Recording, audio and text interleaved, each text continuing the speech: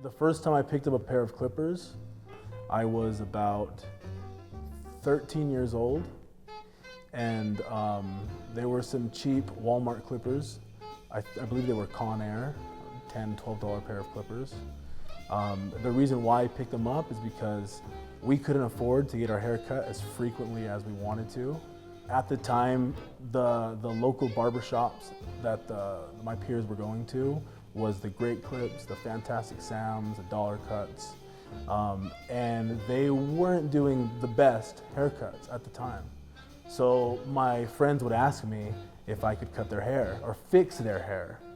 So the development of my clientele came from, like, it was built on the mistakes of other stylists and barbers because of their lack of proper clipper cutting. When I turned 15 years old, I began to take it a little more seriously. I started to charge for the haircuts. I would charge anywhere from $5 to $15 depending on the client. And before I knew it, I had 30, 40 clients, and I would perform the haircuts out of the garage. I mean, I turned the garage into a barber shop. I would have lines of people waiting, and I'm 15 years old, charging $10, $15 a haircut, making $100 a day, cash.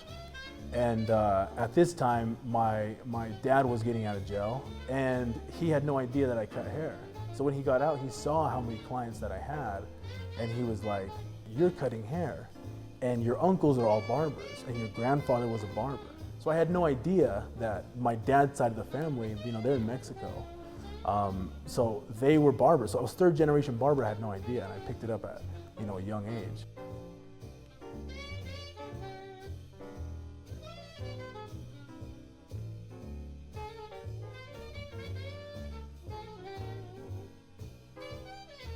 So I looked at barbering like a good base or stepping stone for me to be financially independent and not have to work for somebody else, not have to be told what to do, what time to be somewhere, have to ask for vacation, ask for days off, and it was all up to me. I literally signed the lease to my barbershop before I graduated barber school. This was about 7 years ago, 8 years ago, and there wasn't a barbering program at the time that was producing the type of barbers that I was looking for. And so I ended up closing the shop because I was the only one working. And I went back to the house. I opened a barbershop in my house. That went on for about 3 years, working out of my house until I was about 25. And then I started working in barbershops. The types of barbershops that are out there, a good majority of them, you have a lot of good barbers that have good skills, but a lot of them don't understand a great experience. And if you want to get premium dollar for your haircut, you have to know how to give a great experience. And that's 50%, if not more, of the actual service.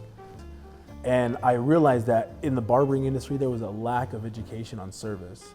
So I decided to start a barbering program, and that's what started this place. We made the place look and feel like a high-end barbershop, something you're not going to see, in this side of town. One of the reasons why I've, become so successful, at least where I am right now, is because I believe that you get what you give. And so, our students, they donate a lot of their time, helping the less fortunate. We started a nonprofit by the name of Haircuts for Hope, and our students actually go out, they volunteer. We perform haircuts at Pioneer Park, downtown Salt Lake, sometimes every week. And so, we started with haircuts, and now we do food drives, clothing drives. It's inspired a lot of action between both ourselves, our students, and other barbershops and other local stylists. We're now partnered with Volunteers of America, and so we go out to the detox centers, the rescue mission, Road Home, and we give our time, we donate our time and our services to helping those less fortunate. Barbering is a really good outlet for people that want to become independent and free. I want to let them know that there's a way out, and barbering for me was that way out.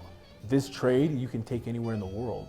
You can go Mexico, Canada, Europe. I mean, I've been offered jobs in Mexico, you know, in London, and you know, I could just get up and go because you know, the trade is that universal. The education that we bring, you know, hope to inspire and change people's lives. My name is Fernando. I'm 28 years old, and I am a master barber.